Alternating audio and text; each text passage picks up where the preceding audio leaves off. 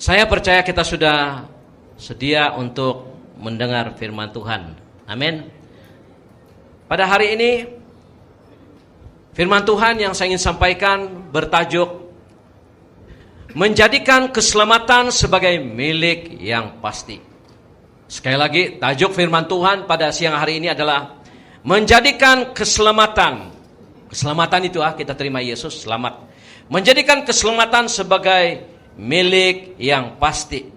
Kita melihat di dalam buku 2 Timotius pasal 4. 2 Timotius pasal 4 ayat yang ke-7 dan 8. Ya.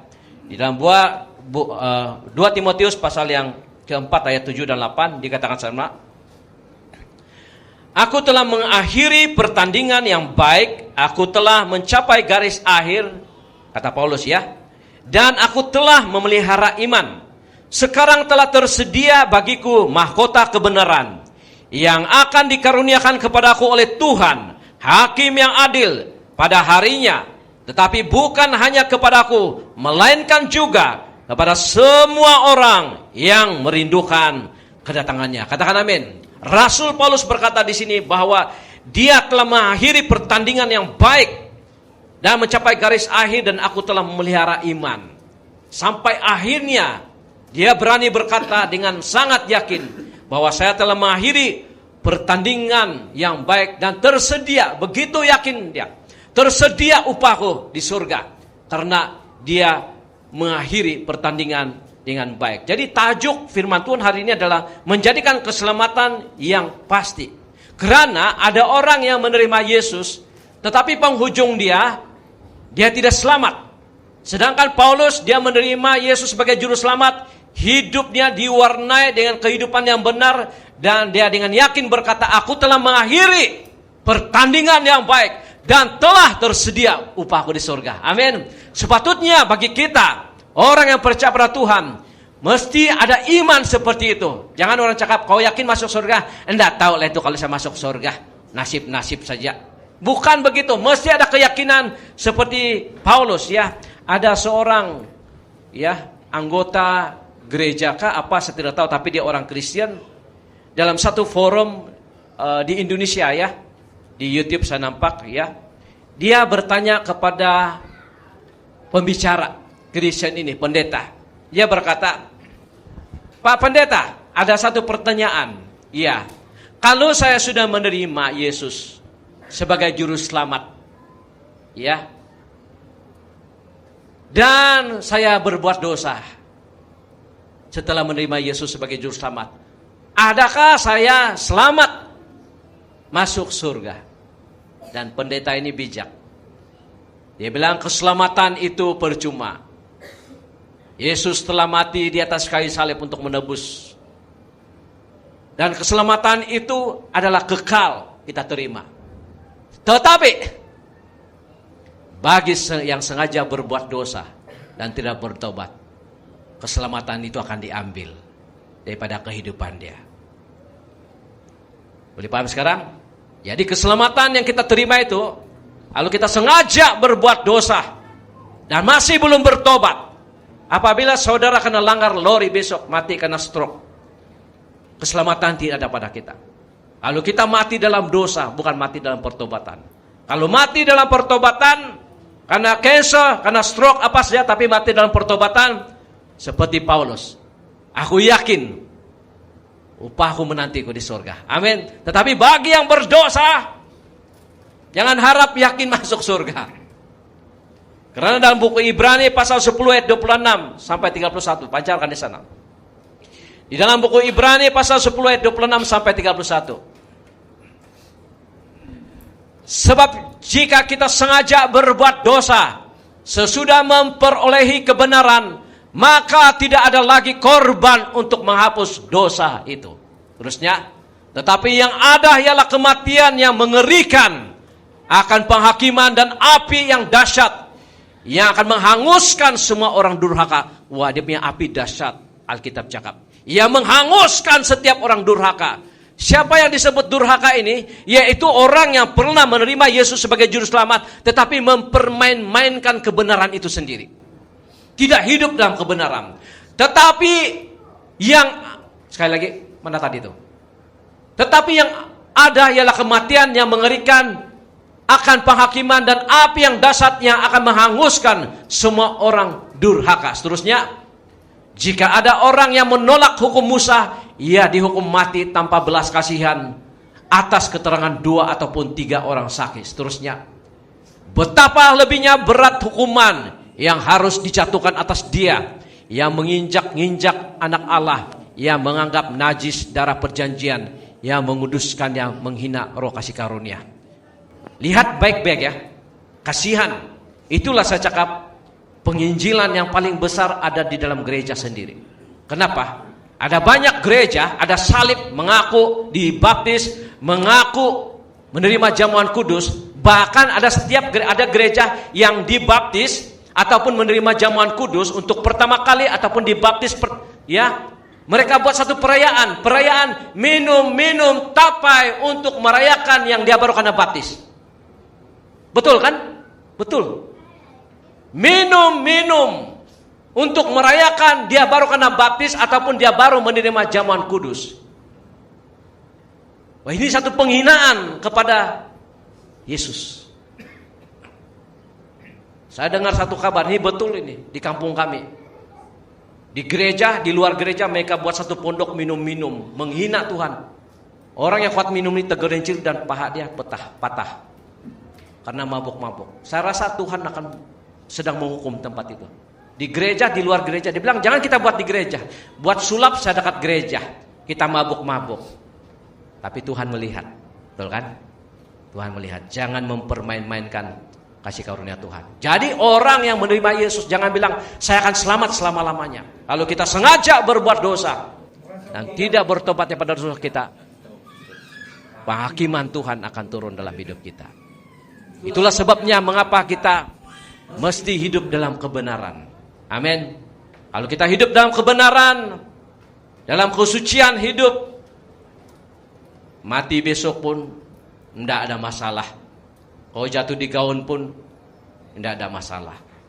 Tetapi kalau kau mati dalam dosa, mabuk-mabuk kemudian accident, dulu ada seorang bertobat kan di gereja kita, lalu dia sudah murtad, dia kawin yang lain lagi.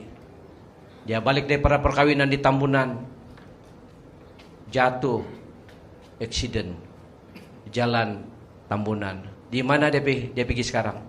Jangan cakaplah, kita sendiri tahu. Itulah nama dia tidak mau bertobat. Dia meninggalkan Tuhan. Jadi ada 2 hal yang penting yang perlu dijaga dan dipertahankan agar keselamatan yang kita terima selama ini menjadi milik yang pasti. Maukah keselamatan itu menjadi milik yang pasti? Mau kan? Semua kita mau. Supaya keselamatan yang kita sudah pegang selama ini menjadi milik yang pasti. Jadi ada 2 hal penting ini yang kita perlu terapkan dalam kehidupan kita supaya setelah kita menerima Yesus, bertobat, ini menjadi milik yang pasti dalam kehidupan kita sampai akhir zaman. Yang pertama, 2 hal penting yang perlu dijaga dan dipertahankan agar keselamatan yang kita terima menjadi milik yang pasti. Yang pertama ini, yaitu menghargai iman sebagai harta karun surgawi. Katakan amin. Menghargai iman itu sebagai sebagai harta karun surgawi. Ya. Kita tidak akan menyimpan sesuatu yang tidak berharga di bank, ya, di bank, betul kan? Atau di peti besi. Kalau kita pergi hotel banyak ada peti besi, betul kan?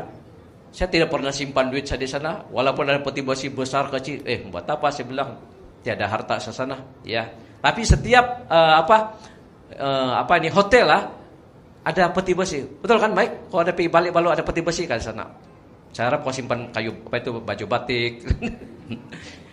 Di almari, ya, peti besi ataupun almari yang terkunci, ya.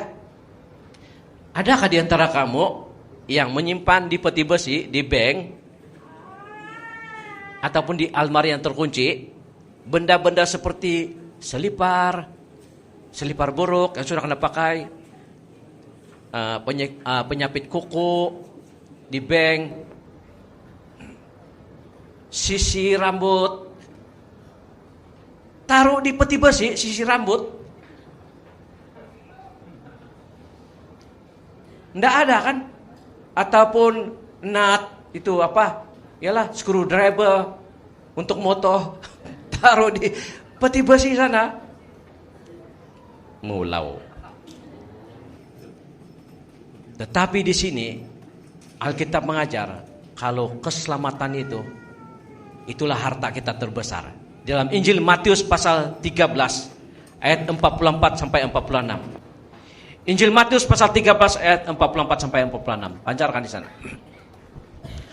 Yesus berkata, hal kerajaan surga itu seumpama harta yang terpendam di ladang, yang ditemukan orang lalu dipendamkan lagi. Oleh sebab sukacitanya, pergilah ia menjual seluruh miliknya, lalu membeli ladang itu. Seterusnya, demikian pula hal kerajaan surga itu seumpama seorang pedagang yang mencari mutiara yang indah. Setelah ditemukannya mutiara yang sangat berharga, ia pun pergi menjual seluruh miliknya, lalu membeli mutiara itu. Yang disebut mutiara di sini adalah pribadi Tuhan. Pribadi Tuhan. Saya dengar satu cerita. Ini kita panggil di sini orang gaji ya, amah. Dia bekerja dengan majikan orang kaya. Dia sedang sapu-sapu itu rumah, dia nampak dompet kosong. Jadi dia ambil, dia ingat sampah, dia buang sajalah. Sekali itu majikan dia cari, mana itu dompet saya? Yang branded punya, yang mahal punya, dia pergi buang. Cari tong sampah, dia bilang sudah saya buang, saya ingat sampah. Ayo bang, dia pergi cari lagi di tong sampah, sudah kena angkat itu lori. Karena marah dia, sebab dia pergi buang itu dompet yang mahal. Kadang-kadang orang Kristen ini, dia sudah dapat betapa mahalnya Yesus dalam hidup mereka. Betapa berharganya Tuhan. Tapi mereka menjual Yesus. Tukar agama. Demi cinta dengan si datu itu. Demi proyek itu. Demi ini. Mereka cinta mereka ditukar dengan. Cinta pada Yesus ditukar dengan agama. Dengan percintaan. Ya. Yesus adalah harta terbesar dan paling bernilai bagi kita. Katakan amin. Dan jika kita memiliki pemikiran bahwa Yesus adalah harta yang terbesar dalam hidup kita, itu yang membuat kita jaga dia macam di bank, macam di peti besi kita menyimpan sesuatu yang berharga. Kita jagalah emas kita itu. Macam Haji Bakil punya cerita Piramli kan. Setiap kali dia balik, dia buka itu dia. Dia kira itu duit dia. Dia kira itu semua. Oh, dia bilang si Haji Bakil. Besok lagi dia buka lagi. Dia kira lagi. Tetap sama itu duit. Sepatutnya orang Kristen begitu. Tetap sama iman dia besok dan lusa. Tidak mundur. Amin. Karena dia rasa bahwa Yesus itu berharga. Kita sudah tahu dia adalah juru selamat. Dia telah mati di atas kayu salib. Tempatkan Yesus itu di tempat peti besi yang termahal dalam hidup kita. Amin. Yang paling berharga dalam hidup kita. Jangan kita tidak menghargai pengorbanan Yesus. Cincai-cincaikan hidup ini. Di Larantuka, ini pasangan suami istri yang kami pergi itu, ada saksi masuk di Facebook, sangat kasihan. Setelah mereka bertobat, ini betul-betul beriman dengan anak kecil mereka. Mereka terima Yesus sejak mereka dihalau daripada rumah mereka, kampung itu. Yang menghalau orang Kristen sendiri, yang duniawi. Terima Yesus, halau rumah, tanah, dihalau. Dan mereka hari ini dihalau, tidak tahu pergi kemana. Puji Tuhan di kampung sebelah ada kawan mereka. Kasih tempat, dibilang, ngam-ngam di kampung kami ini ada rumah kosong, orang punya. Kamu tinggallah. Begitu iman mereka kepada Yesus. Mereka sanggup kehilangan rumah mereka demi Kristus. Mereka tidak mau jual Yesus. Dan di Momere, macam Johnson saksi semalam, Pastor Urbanus punya ibu pekak telinga. Dia pun dihalau. Harta dia diambil demi mempertahankan iman dia kepada Yesus. Dan saya cakap dengan dia, ibu, kau tidak kepahitan dengan orang yang mengambil harta kau, segalanya, rumah, tanah. Tidak, saya memilih mengampuni mereka. Saya memilih mengampuni mereka. Kalau kita tuntut di mahkamah sudah kan, pakai lawyer apa semua. Ada masa kita tidak akan tuntut. Ada masa kita akan let go. Biarkan saja demi Tuhan. Inilah iman yang sejati. Dia menghargai. Dia anggap Yesus melebihi mutiara yang besar. dalam kehidupan mereka. Amin. Inilah contoh-contoh iman yang perlu kita tauladani. Bahwa apapun harga, macam lagu tadi, Yesus tetap Yesus selama-lamanya. Amin. Inilah iman kita. Dan jaga sampai napas yang terakhir. Orang akan mengambil segala sesuatu daripada hidup kita. It's okay. Jangan balas. Memberkati saja. Itu menunjukkan iman kita yang sejati di hadapan Tuhan.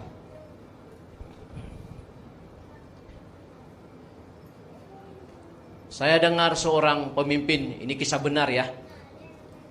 Saya tidak akan cakap di mana, ini rahasia. Salah seorang pemimpin kita bagi tahu cerita ini, menyedihkan. Dia bilang ada seorang pemimpin gereja di gereja lain, pegang gereja lagi. Istri dia cantik. Karena demi uang ya dan kereta, dia sanggup kasih tidur istrinya kepada lelaki lain demi uang. Dia bilang, saya pakai istri kau lah, baru kita tukar dengan kereta Ninja, dan mungkin ada bisnis lain. Ini tidak iman langsung, bodoh. Tapi memimpin gereja, berkhotbah lagi. Itulah mata duitan kan. Sanggup menyerahkan istri dipakai orang lain, agama lain, demi uang, demi projek. Berhati-hati kita. Jangan karena projek saja, karena uang saja, karena kebutuhan hidup kita sanggup gadaikan kesucian keluarga dan gereja kita. Katakan amin. Mesti tetapkan iman kita kepada Tuhan. Orang Kristen seharusnya menempatkan Yesus yang paling tinggi dalam hidup mereka, paling berharga. Kalau tiada Yesus, apapun boleh terjadi dalam hidup kita. Ingat, jangan main-main. Kalau tidak ada Yesus, apapun boleh terjadi dalam hidup kita. Jangan cakap, saya punya istri itu oke, bah. Saya punya laki itu oke, bah. Walaupun dia tidak bisa bilang, no. Satu hari nanti akan terjadi sesuatu kalau kamu biarkan dia tidak beriman, tidak sungguh-sungguh dalam Tuhan. Nanti itu sudah terlambat sungguh-sungguh dalam Tuhan setelah sesuatu terjadi. Jadi pasangan suami istri, pastikan suamimu, istrimu adalah orang yang kuat dalam Tuhan. Amin. Bahagialah kau. Tidak memberi keuntungan kepada gereja, tapi keuntungan diri sendiri. Betul kan? Bahagialah kau. Anak cucu kau bahagia. Kalau kita serius dengan Tuhan. Itulah Yesus berkata, orang yang bijak ini, ketika dia mendapat harta itu, dia jual harta dia semata-mata mau beli tanah itu. Karena di dalam tanah itu ada harta, mutiara. Demikian juga setelah kita menerima Yesus. Yang lain itu tidak penting. Asal ada Yesus di hatimu. Hargailah Yesus. Amin. Sekali Yesus, tetap Yesus selama-lamanya. Ini yang pertama. Kita harus menghargai iman sebagai harta karun. Jika kita menghargai itu sebagai mata karun, maka kita tidak remeh-temehkan harta karun. Betul kan? Kita tidak remeh-temehkan barang perhiasan. Adakah yang ada rantai sini kau beli 10.000, kau buang-buang saya di kaki 5, besok baru saya ambil betul. Tidak ada. Kau tidak akan remeh-temehkan barang mahal. Kau akan simpan. Demikian juga dengan Tuhan. Tuhan itu harta karun yang terbesar dalam hidup kita. Simpan baik-baik. Cakap kawan kau, simpan baik-baik. Amin. Tidak kira apa terjadi, simpan baik-baik. Demi hidup kita, keluarga kita, gereja kita, masa depan kita. Dan yang kedua, untuk menjadikan keselamatan milik yang pasti, yang kedua dan terakhir adalah yang kedua, bertahan dan berani tampil berbeda. Cakap tampil berbeda. Amin. Bertahan dan berani tampil berbeda dengan dunia. Ya. Di dalam 2 Petrus pasal 2. Buku 2 Petrus pasal 2 ayat 4 sampai 9. Lancarkan di sana. Di dalam buku 2 Petrus pasal 2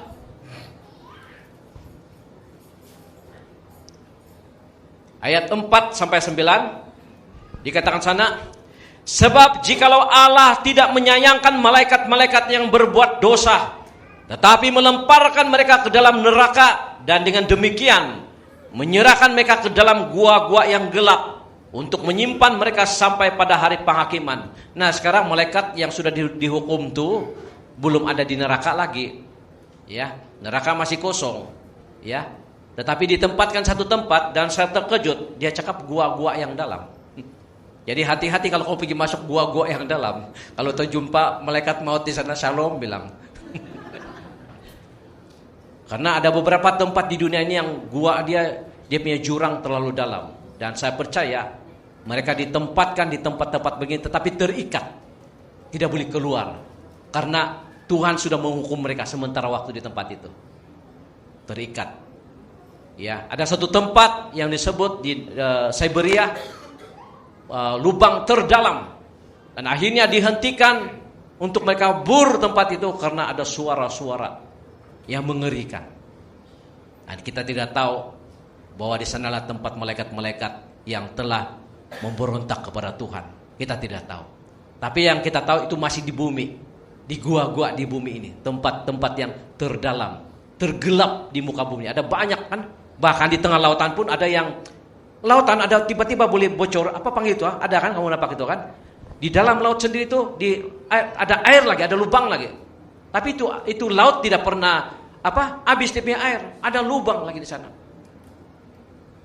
Tidak boleh, kita tidak tahu. Ini semua misteri Tuhan, bukan misteri iblis, misteri Tuhan. Ya, karena Tuhan yang menciptakan langit dan bumi ini, jadi misteri dia ada di sana. Ayat kelima, dan jikalau Allah tidak menyayangkan dunia purba, tetapi hanya menyelamatkan Nuh, pemberita kebenaran itu, dengan 7 orang lainnya, ketika ia mendatangkan air bah atas dunia orang-orang yang fasik. Dan jikalau Allah membinasakan kota Sodom dan Gomora dengan api, dan dengan demikian memusnahkannya dan menjadikannya suatu peringatan untuk mereka yang hidup fasik di masa-masa kemudian, tetapi ia menyelamatkan Lot, orang yang benar, yang terus-menerus menderita oleh cara hidup orang yang tidak mengenal hukum dan yang hanya mengikuti hawa nafsu mereka. Sebab orang benar itu tinggal di tengah-tengah mereka, dan setiap hari melihat dan mendengar perbuatan-perbuatan mereka yang jahat itu, sehingga jiwanya yang benar itu tersiksa. Jiwanya yang benar tersiksa.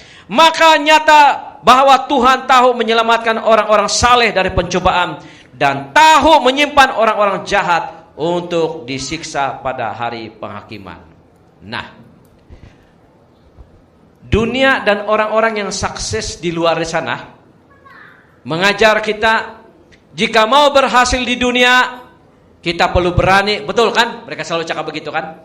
Kau pergi dengar, oh ini businessman, businesswoman, wah ini orang yang berhasil. Kita akan mendengar, bayar berapa ratus untuk dengar dia punya keberhasilan, ya. Dan inilah mereka cakap. Dunia dan orang-orang sukses secara duniawi mengajar kita, jika mau berhasil di dunia, kita perlu berani, tampil berbeda, unik, ada pendirian, kita perlu bergaul dan pandai bodek. Tahu bodek? Pandai bodek lagi orang. Juluk-juluk dia lah, ya.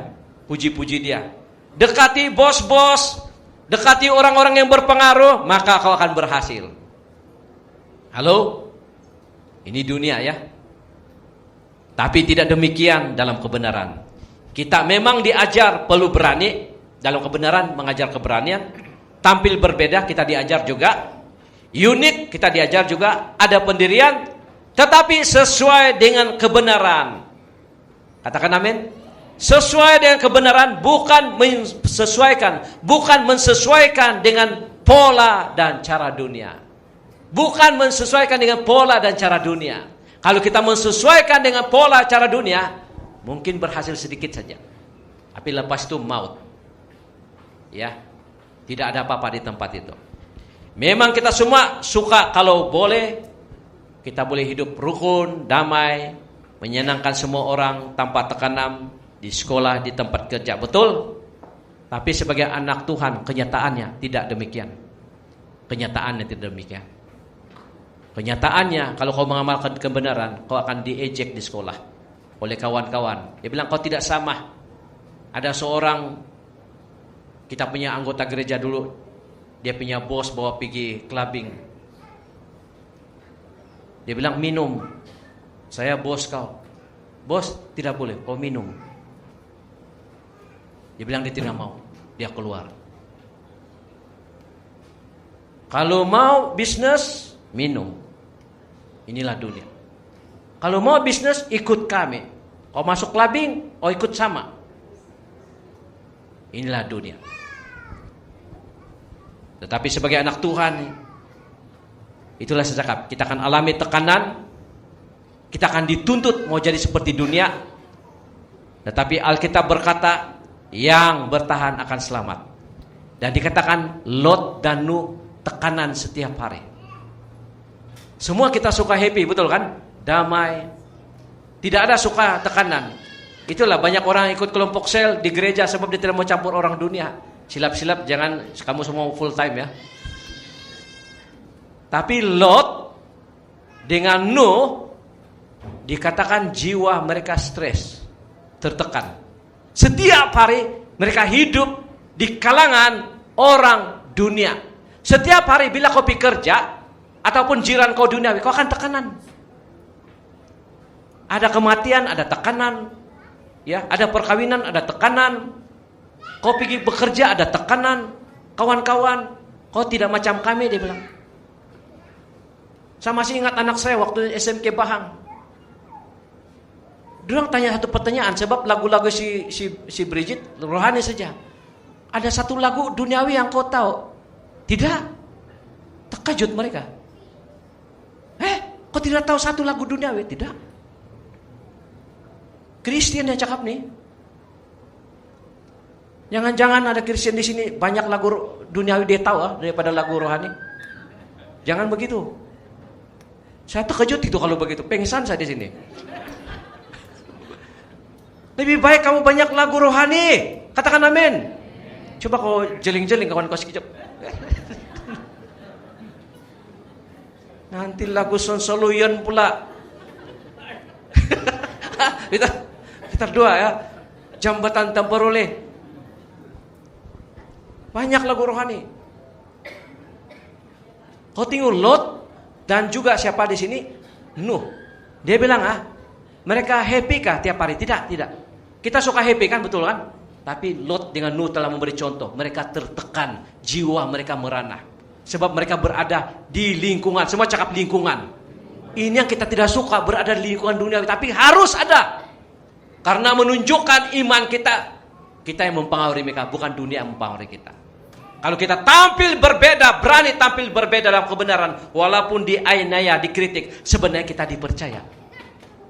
Kita dipercaya itu, walaupun mereka mengkritik kita. Mereka confident, mereka jealous, mereka cemburu, sebab tidak ada orang di company itu, di syarikat itu, di sekolah itu macam kau.